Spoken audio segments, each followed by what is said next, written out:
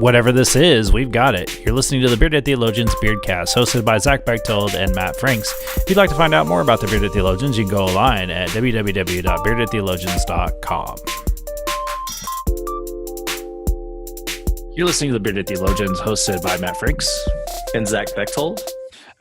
This week, kind of keeping the theme of the Advent series that we've been doing the last couple of weeks, we're going to look at joy. And so, Zach, how do you experience joy? You know, it's really probably the little things, the simple things in my life that bring me the most joy. You know, I guess the most immediate experience that I could share, you know, my two oldest kids had a school Christmas concert, and they got up there and sang and, you know, danced, and, you know, just there's some pretty immediate joy in that, watching your kids do something that they're really enjoying and having fun with and work hard on. And so it's just little things like that, you know, nothing was spectacular about it, but, you know, got to watch my kids and they were happy, and that brought me quite a bit of joy. You know, that's just kind of on the surface level of things, but it's just little stuff like that. Getting to spend time with the family doing different things, whether it's being outside on a hike or, you know, honestly just staying in and watching TV and hanging out and enjoying each other's presence. What about you, Matt? What brings you joy? I think, you know, kind of like similar to you, but I think, you know, really brings me great joy is just seeing people live out faithful lives. People are getting it and living out their faith. To me, that brings me the most joy. One, because it reaffirms me and what I'm doing in my ministry, trying to inspire others to live out their calling. But, you know, as I've been thinking about Advent, thinking about this season, when we think of Mary, because usually who we use this week to talk about is Mary, and the great joy that she was experiencing. You know, she was overcome with joy, but yet I'm sure it was like joy, but then like, oh wow, like there's more to this than just, you know, the greatness of having a baby. There's responsibility. There's let's not even talk about having to go to Egypt and all that other stuff that she had to encounter. You know, and I think of joy in a sense of, you know, I definitely see it through other people, and I also see it when I get to spend time, kind of like you, with my family and friends. And you know, today we celebrated the life of my great Aunt Mary, and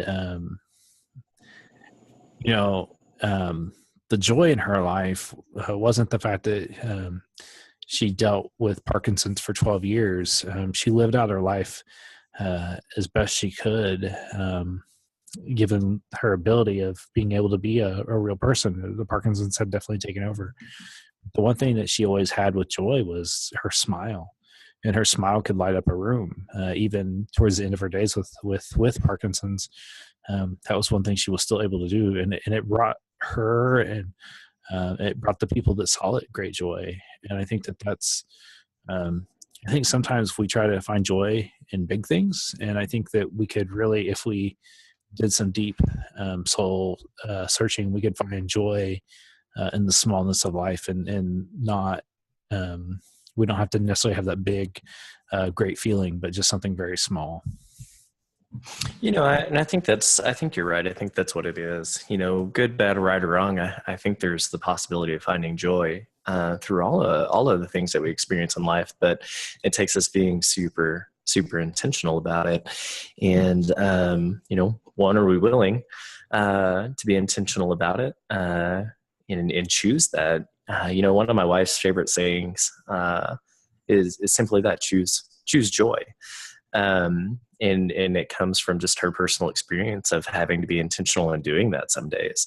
That there are days that she wakes up and it's not a joyful day. It's tough, you know, whatever is going on in life. But being intentional about choosing joy, she can always find joy in something, you know, big, small, and like I say, good, bad, right, or wrong.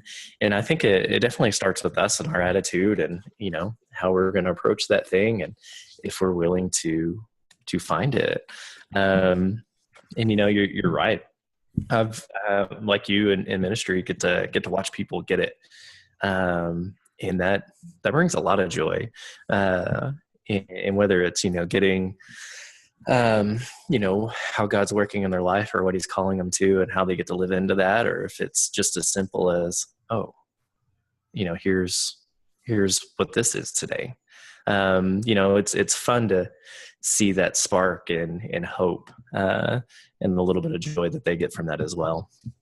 Joy's one of those tough words. Well, I was thinking about and my sermon from Christmas Eve popped up into my head, and the acronym that I use for joy is joyfully offering yourself. Mm-hmm. And when we joyfully offer ourselves and whatever we do, we'll find great joy. And I think that's an acronym that people take on this week is, how are you offering yourself, and finding happiness and offering yourself in those moments. That's I like that you put it that way, and offering yourself. We talked in staff meeting, our youth pastor brought up a little devotional. He's talking about the asking the youth, what's the best gift you ever got, that you've ever received? And so they kind of went around the room, and the youth talked about it. Well, we did that as a staff, and talked about the best gift that we had that we'd received. And then we went back around the room and talked about the best gift that we had given. And the stories of the gifts received were all, their parents had obviously sacrificed something so that we as kids wouldn't go without, and that was pretty consistent through every story, no matter who it was and where they were from. And then to come back to the other, what was the best gift that you've ever given? The emotion, the joy, that those stories conveyed. Not to say that the gifts received weren't great, but the stories told about giving gifts to people were much more. You could just see the joy in people's faces. They remembered giving that person that gift and the joy that they got from it. And it is, it's, if we're going to offer ourselves, joyfully offering ourselves, that's a big deal. And so, when we're giving, we get to do that the most. And I think you'd be hard pressed to find most people prefer to give rather than to receive. They find more joy from that. And not to say we don't find joy in getting things. We do. That's the truth. But, it's almost infinitely more joyful to give something. And I think that's, let's go back to the real reason of Christmas, when God offered himself to us.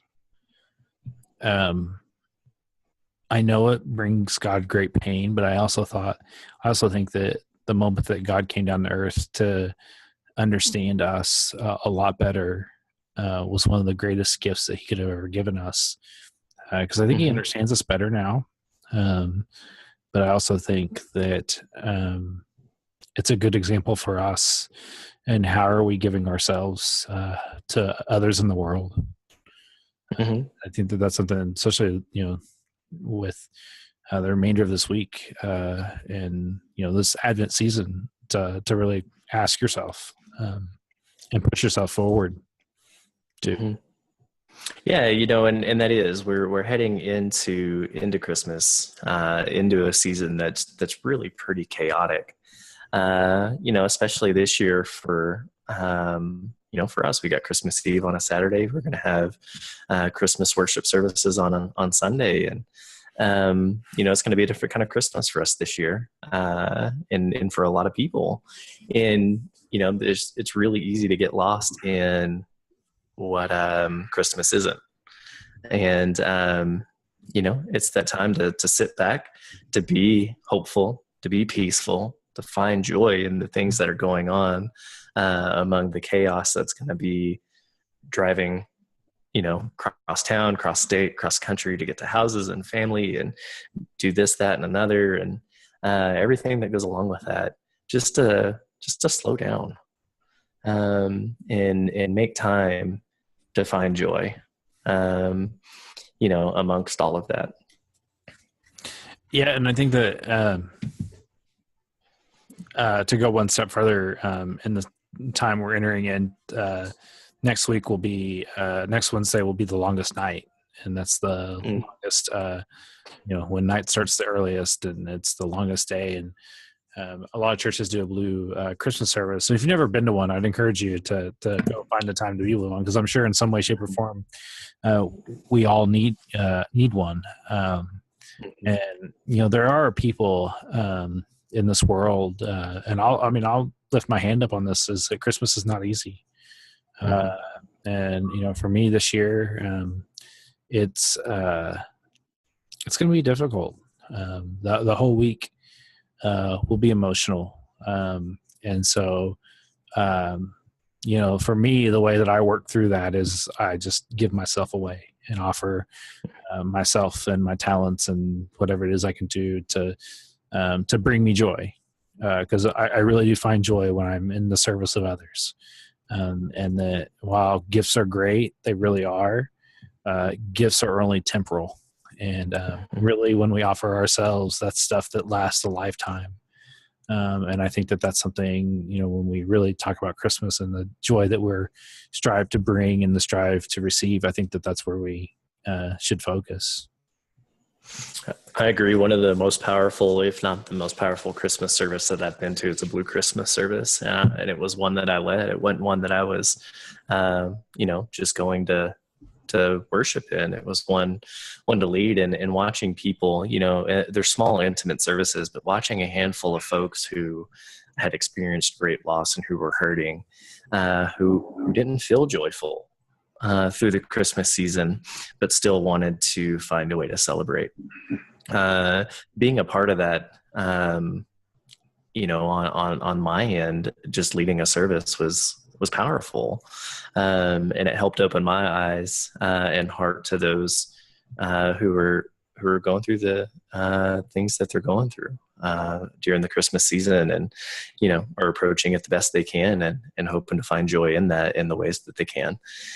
So I agree. I encourage anybody who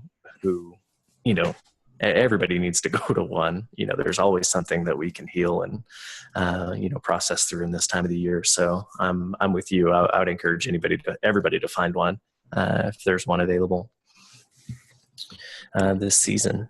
And so I think for this week, I think we should challenge you to find joy, and to seek it with a mind and attitude of how, not only how do we receive it, but how do we give it? And I think when we focus on that, you'll find authentic and real joy. And I think that that's a good spiritual practice for this week. I think it's great spiritual conversation. For those of you that use this as a conversational starter, a conversational piece. But I also think it's a great focus for this season, because I think far too often, we hear the song, Joy to the World, the Lord has come. But do we really live out the joy God had in mind when God came down in the form of Jesus? And so that's what I got for this week. I like it. I'll just echo that.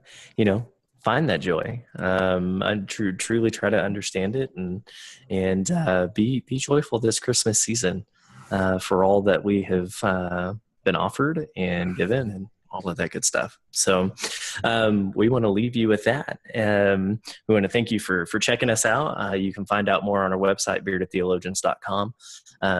I don't know that there's still time to order, mugs and shirts and things for the Christmas season, but they make great New Year's gifts as well.